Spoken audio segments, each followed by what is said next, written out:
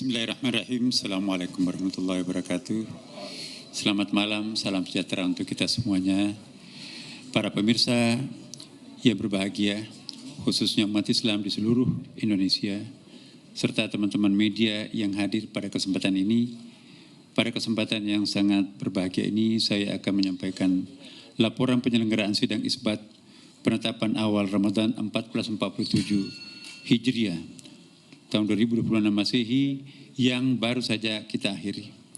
Sidang isbat telah selesai dilaksanakan dengan dihadiri oleh Ketua Komisi 8 DPR RI, Ketua Umum Majelis Ulama Indonesia MUI, pejabat eselon 1 dan 2 di Umas Islam, para pimpinan ormas Islam atau yang mewakili, serta para ahli ilmu falak atau astronomi dari UIN, IAIN.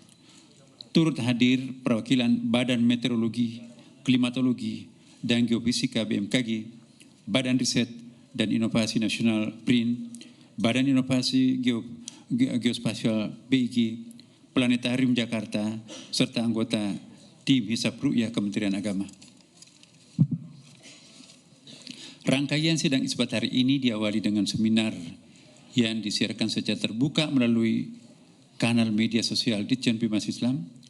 Dalam seminar tersebut kita telah menyimak paparan tentang prinsip dan metode penentuan awal bulan Kamariah, disertai diskusi panel bersama narasumber yang membahas hisab ru'yah dan ilmu falak dari beragam perspektif.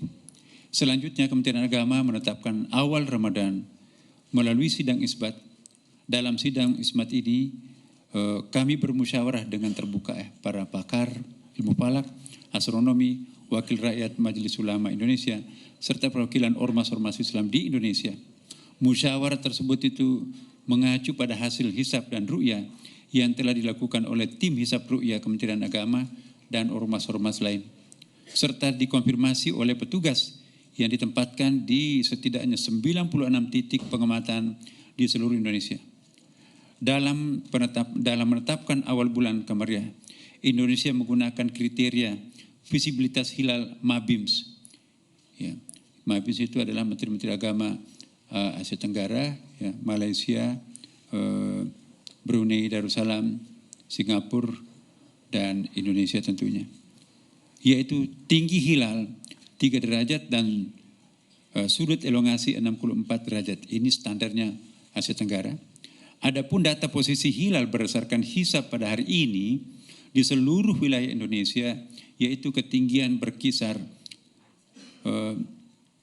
minus 2 derajat 24 menit 42 detik. Berarti itu bukan saja ghairu imkan ru'yah, tetapi ghairu wujudul hilal. Belum hilal itu berwujud, masih di bawah ufuk.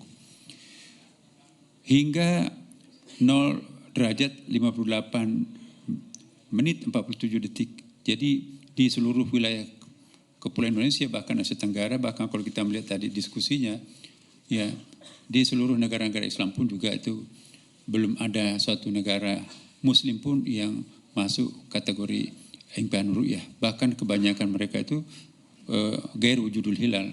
Wujud hilal belum muncul karena masih di bawah ufuk. Ya. Dan juga kita lihat juga kalender hilal global versi Turki, ya itu juga belum memulai Ramadannya besok. Dan dalam menetapkan awal bulan Kamariah, Indonesia menggunakan kriteria visibilitas hilal MABIMS tadi, yaitu tinggi sekian, saya sudah sebutkan. Nah sekarang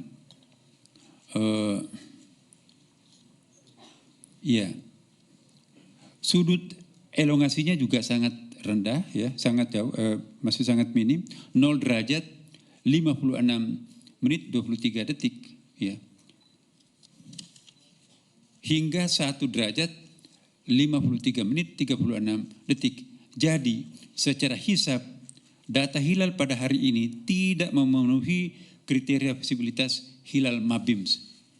Dengan demikian, berdasarkan hasil hisab serta tidak adanya laporan hilal terlihat, disepakati bahwa 1 Ramadan 1447 Hijriah jatuh pada hari Kamis 19 Februari 2026.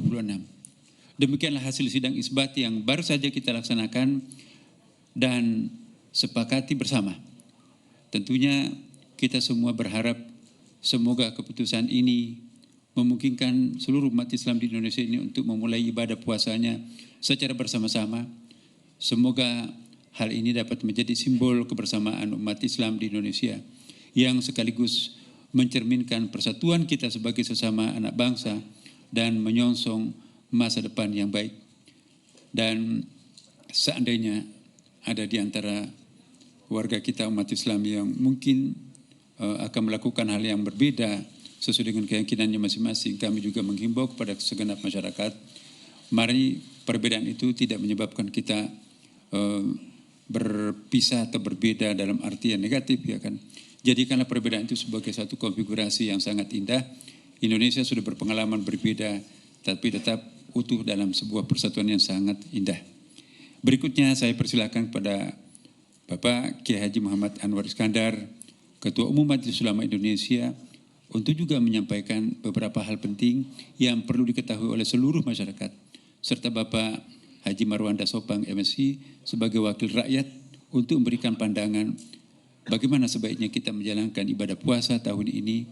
Dipersilakan Pak Haji.